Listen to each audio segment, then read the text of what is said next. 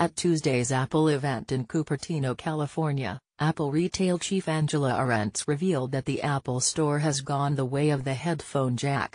"We actually don't call them stores anymore," she said. "We call them town squares, because they're gathering places for the 500 million people who visit us every year. Places where everyone's welcome, and where all of Apple comes together."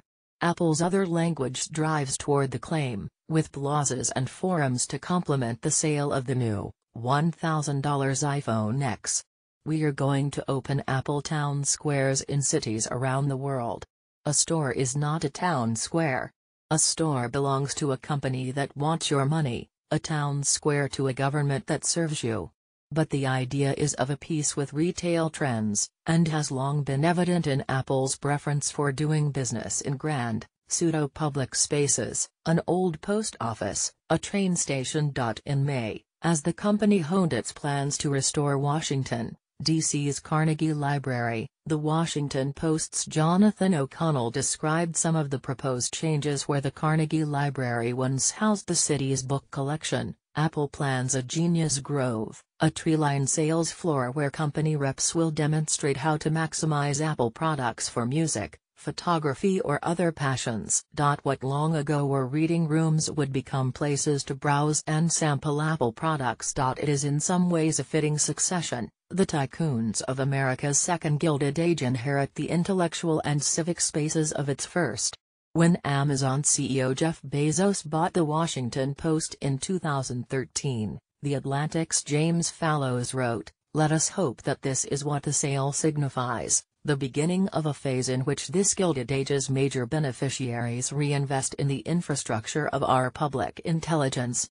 But there is a difference between undertaking that role with corporate profit and doing so for corporate profit. Apple's town squares and Google's citywide internet should not be mistaken for philanthropic ventures. That Apple is repurposing the district-sold Carnegie Library, does this not make the comparison more flattering for the company? CityLab's Kristen Capps has forcefully argued that one of the city's most important cultural assets deserves a more genuine public role. And, he adds, Apple's aspiration towards public interest placemaking, like Amazon's, also make it a better candidate for tax breaks. At the same time, it is true that companies increasingly provide the functions abandoned by the retreating public sphere. Long before Apple, malls claimed to be the new town squares, and have tried to develop cultural functions to differentiate themselves in a declining retail landscape. As public libraries cut hours or closed entirely, McDonald's provided a clean, safe space for kids to do their homework. As understaffed public bathrooms deteriorated and closed, Starbucks became the de facto place to go in many cities. As the dream of a free public education recedes, Apple teaches people how to do stuff for free. It's easy to be grateful. If we didn't have a Starbucks bathroom, where would we pee? If we didn't have an Apple Plaza, where would we sit? On the other hand, if we had not designed a society so friendly to the interests of corporations and their executives, we might still be able to provide those things ourselves.